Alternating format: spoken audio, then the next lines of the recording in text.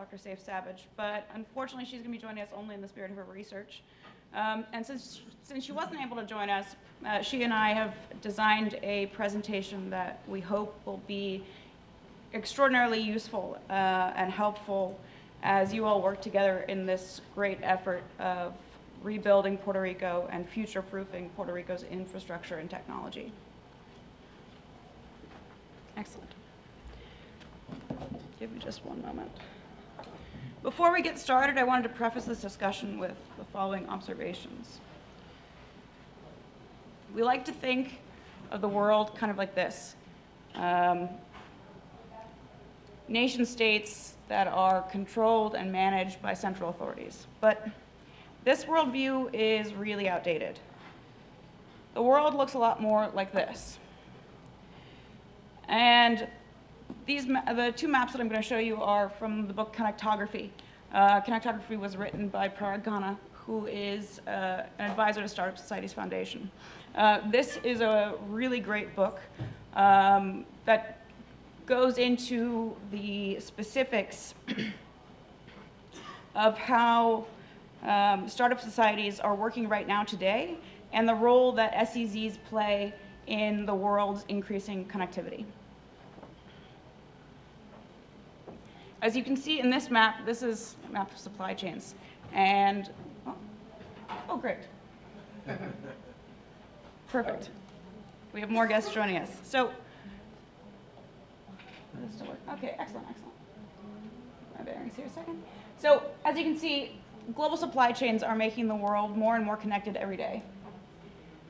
Global trade lines and linkages are showing that it doesn't matter where you are, it's commerce that connects us.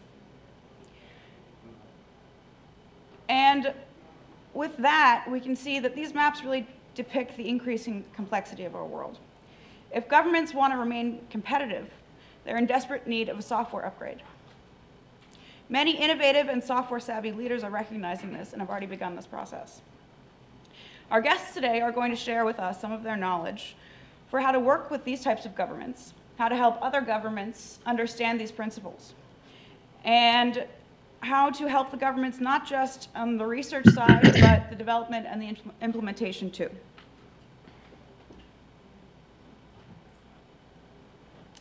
So, as you can see, we have some really fabulous and experienced guests joining us. I'll let them introduce themselves.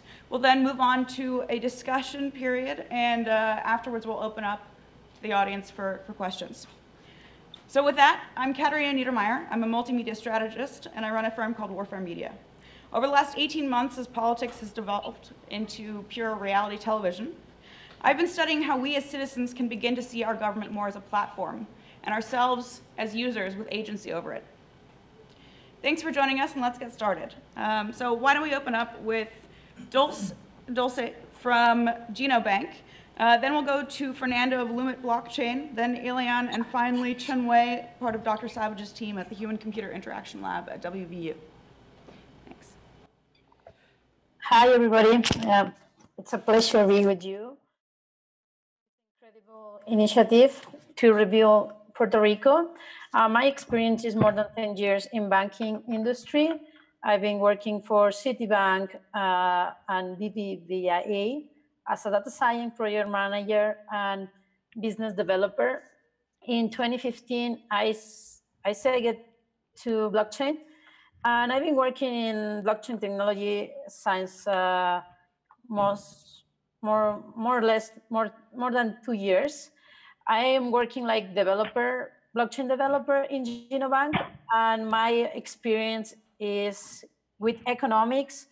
It's because I studied economics and public economics with public policy and fiscal policy in Mexico. Also, I was teacher in the National University of Mexico. That's it. Well, hi everybody. Thank you for the invitation, Kat. My name is Fernando Vera. I'm CEO of Lumit Blockchain Technologies. We are one of the first Mexican startups that is working together with industry to do implementation of blockchain technologies inside. we've been working with blockchain at Berkeley, UC Berkeley, in order to train, do consulting. Also, we build platforms based on blockchain and based the needs of the industry. Myself now, I'm working together with the Blockchain Commission organization and the UN in New York to bring to Latin America the awareness of how to use blockchain technologies for social impact. Well, thank you very much. Hi, everyone. My name is Ellie Wesco. I'm from Mexico as well. I started working in the United Nations in migration issues and other humanitarian issues. And then I did a master on entrepreneurship, well, migration, entrepreneurship, and financial inclusion. And that's how I started shifting a bit into blockchain and these new technologies, and to understand better how this can be used for other purposes, as humanitarian purposes, social causes. So mainly my background comes from humanitarian issues, but now I'm realizing that this technology can provide many solutions. I have the fortune to know Fernando, to know Dulce.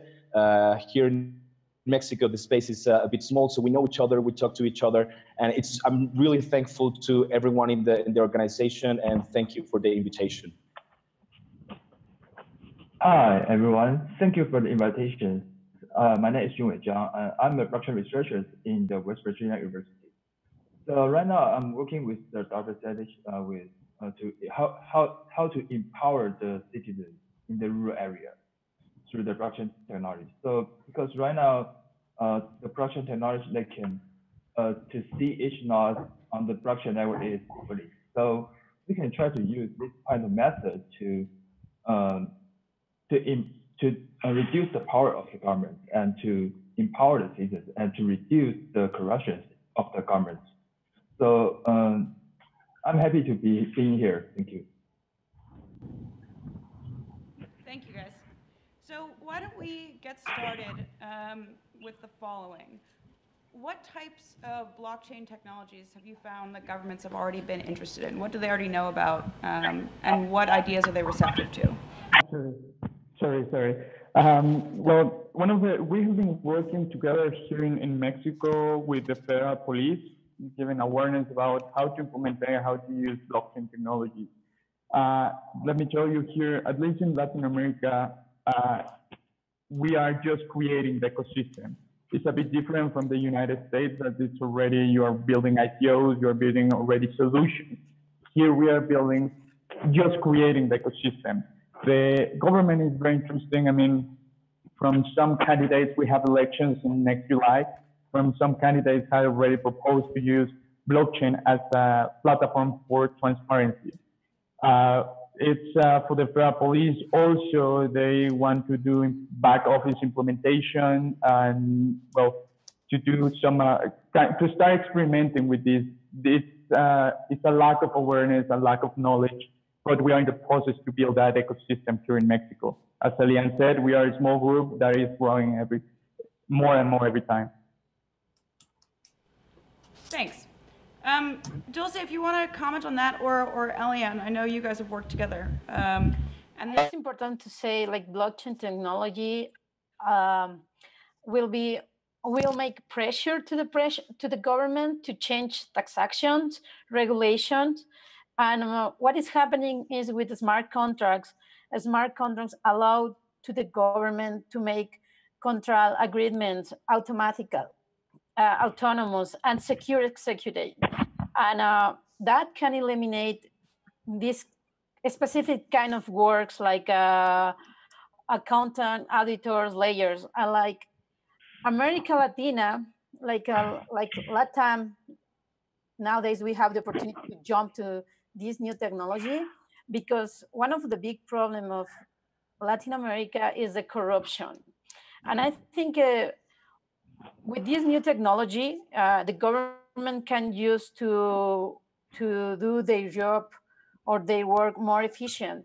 And I think this is the very, very interesting point because nowadays, normal citizen, not politician, will join to the government to create new projects like a regulation, taxation, election. And I think this is very, very interesting future for Latin America. Yeah. Yeah, I will agree with my colleagues. I'll say that there are many public servants in the Mexican government, mainly the tech-savvy ones, that are really looking forward to projects and implementations on how blockchain can work to foster transparency, accountability, and yeah. And also, I'll say that there is in conversations there is a lot of interest of how a public and private blockchain could work for the government. Because on the one side, you have a public blockchain for the public servant, in which all the information has to be public because he's a public servant. But on the other hand, you have the citizen that it doesn't necessarily wants to share all its information because it's private information. So I think there is a big challenge, but also many opportunities for the government to implement these sort of technologies.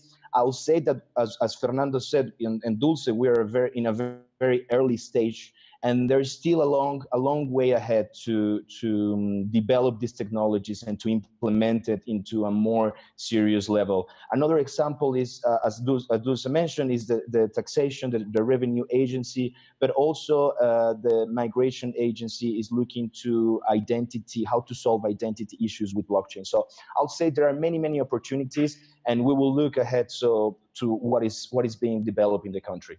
Thanks. With that, I'd really love to move on to Chen Wei. He's actually done some research for the Mexican government on specifically migration identity.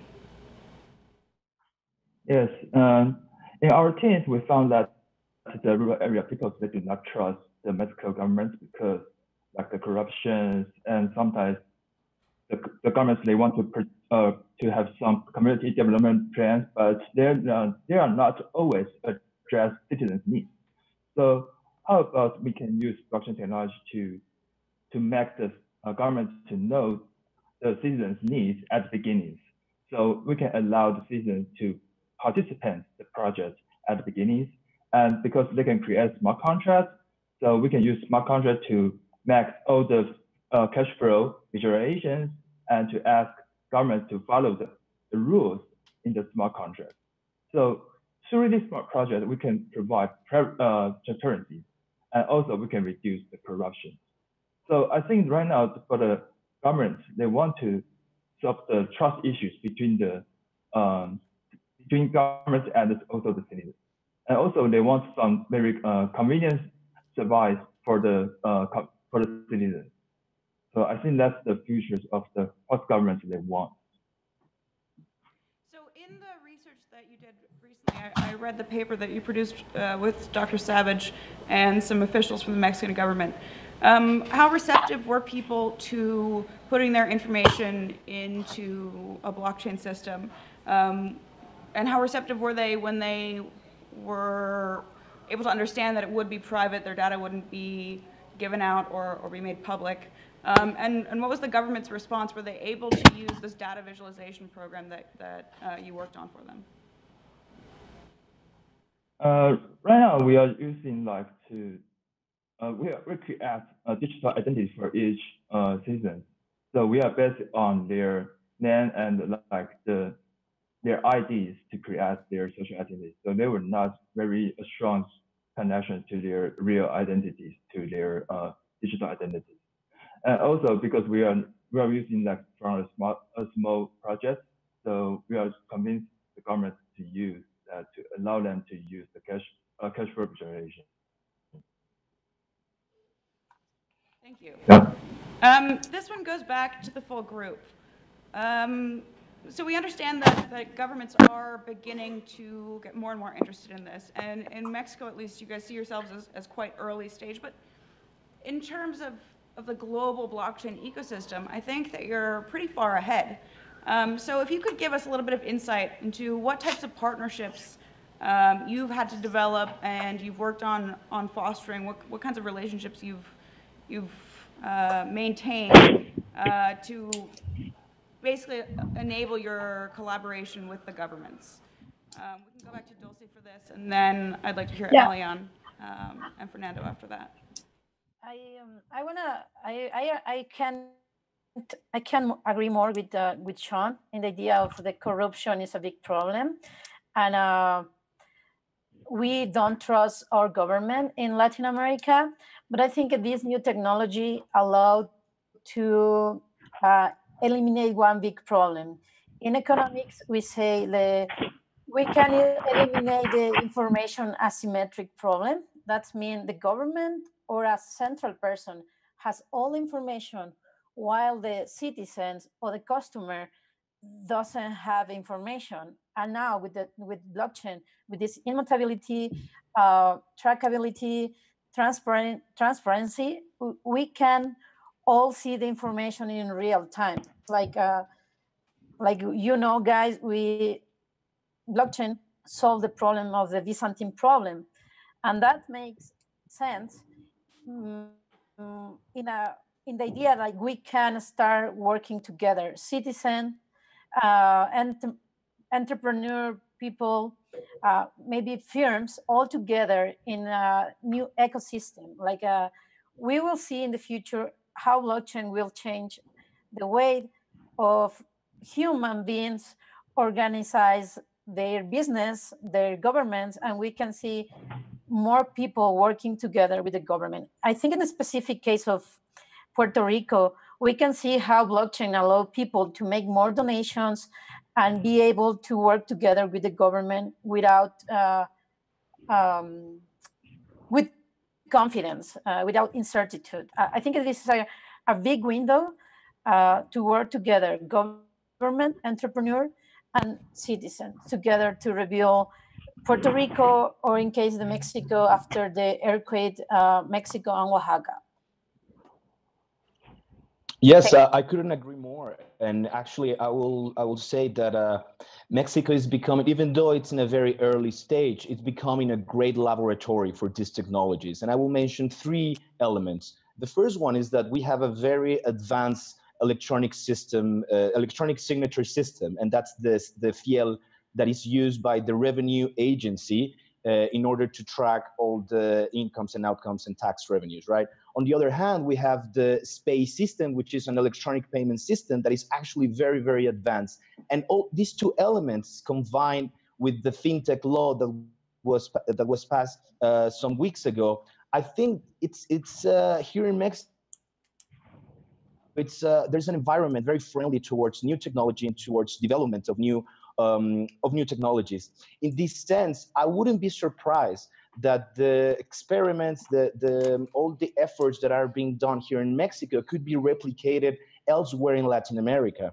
And I wouldn't doubt that the case of Puerto Rico could be one of those cases. I'm pretty sure that there will be many initiatives, and as Dulce said, there are entrepreneurs, there are many developers, there are scholars, there are plenty of people that have a lot of interest in to develop this technology. And I will say that Mexico, it's becoming a great laboratory for this sort of experiments. And well, I will say I agree completely with Dulce and Elian. Why? Because, well, the first thing, I repeat it again, Mexico is a very early stage, but that is an advantage for entrepreneurs. And why? Because we have the opportunity to teach the government. And what we are realizing is that the government is open to get that knowledge. And getting that knowledge, we have to approach them and recommend. We say, okay, how to implement new technologies, even though they don't know how to do it. We can take advantage of that and say, okay, we can create a big change here. Also, for example, we are starting a program with UNAM, where we are going to offer open source curriculum in Spanish for blockchain. That will be open the opportunity. We realize big people from the government is coming to attend to that classes. And UNAM is also saying, okay, UNAM is the biggest university, public university here in Mexico. And UNAM is saying that they will support any new project from entrepreneurs that coming up from that class. UNAM is going to support it and going to connect it directly with projects in government, industry, etc.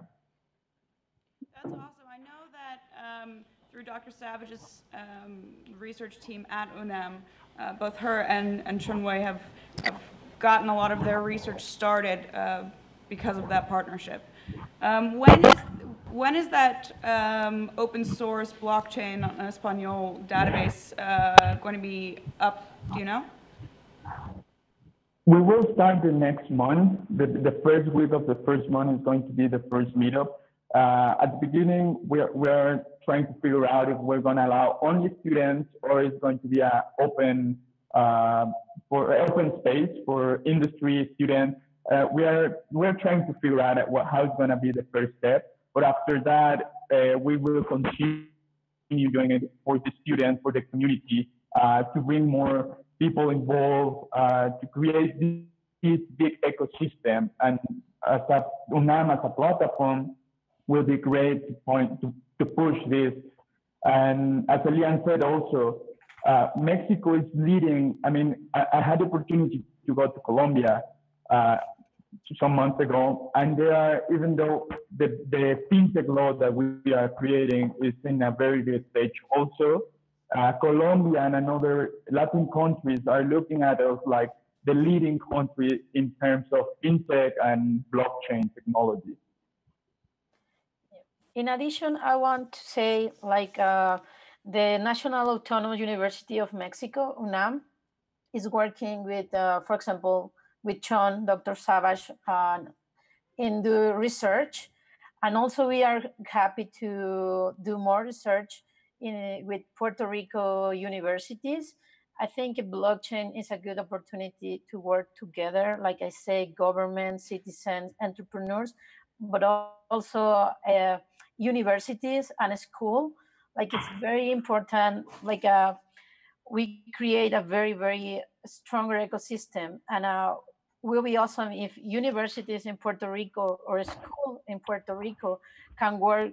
We can work all together with the UNAM, the National Autonomous University of Mexico, to create solutions for Puerto Rico, by Puerto Rico, and solution for Mexico by Mexicans, but all together. Like, we have, in many ways, we have very similar problems, and I think that we can solve together also. That sounds like an invitation for collaboration. There's a really great organization that has been taking part in the consortium here at the summit called EduBlock, and they're looking to have a few initiatives a year that they connect a lot of Puerto Rican universities into, have the computer science team sharing data, working on initiatives that will actually either be able to be commercialized later so that anyone who took part will be able to benefit and profit from that, but also just tech that local people know they need for local reasons. But I think that the data sharing is huge, and having an invitation like that from UNAM is big news. Excellent. Just adding something, I'm sorry. I had the opportunity to work with West Virginia University a year ago, actually, for the Department of Cybersecurity. I think also they will be very interested in create this big change of collaboration from West Virginia, Mexico, Puerto Rico. Then, I mean, just Chan, if we can create this chain to collaborate between all these countries, we will be more than happy to start working on something or collaboration. That's awesome. Yeah. They were just telling me, I think, that we only have a couple minutes left, so I'm going to offer questions quickly to the audience if anyone's interested. Otherwise, we'll say quick goodbyes here. Two questions, I think. Up front first, is that okay? How do you think these blockchain governments are going to affect international relations? So the question is, how do you think blockchain use in government or blockchain governments will affect international relations? Elian, maybe you want to give an answer to that, or we'll see. Yeah, definitely. I mean, I think it will definitely bring some changes to a lot of issues, mainly in terms of transparency. I think it's going to be a long shift towards more transparent and more open government, but I think we're still a bit far away from there. I think this technology it's still on a very early stage. And I mean, even though it's on a very early stage, we already can see how the case of cryptocurrencies could have some impact on international relations. And this is small details yet, but this is going to get bigger and bigger. As the blockchain technology grows, I will say that countries are going to be challenged by this sort of by this disruption in their processes. And I think there's going to be a lot of more open channels, not only for governments, but for citizens, for entrepreneurs, for companies, to connect, to basically to interact. In the same way that cryptocurrencies give us the possibility of peer-to-peer exchanges, blockchain will give us the chance to peer-to-peer exchanges of a value, of assets, of information, of many other things. And in this way, I think blockchain will be a catalyst for more dynamic international relations, in my opinion. I couldn't say better. I agree with Elian. Like in the future, I think we can see a lot of cooperation between governments. For example, government and firms and corporations. One idea that banks and government have in mind is create a big blockchain to know your customer or know your citizen. And this is fun. This is funny because blockchain starts with like initiative to do anonymous transaction. But it's funny how banks and governments want to create a big institution for know your system, know your customer, and know your citizen. That means IRS, for example, in the United States, working together with all the banks and with all your Facebook and Google. Like you can imagine, like a big corporation, a big institution, international institution, and that could be to prevent money laundering or these kind of things. We can see in the future a lot of collaboration with blockchain. I am pretty sure.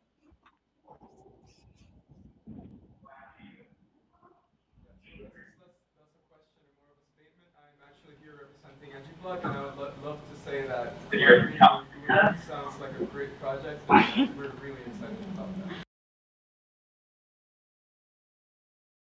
A member of EduBlock in the audience just introduced himself and is very excited to collaborate with UNAM in any way that they can. Cool. I look forward to making that introduction. If there are any other questions, then maybe we have time for one more, and then we'll tell everyone where you can find your research and your projects online, and then we'll sign off. But one last question. That's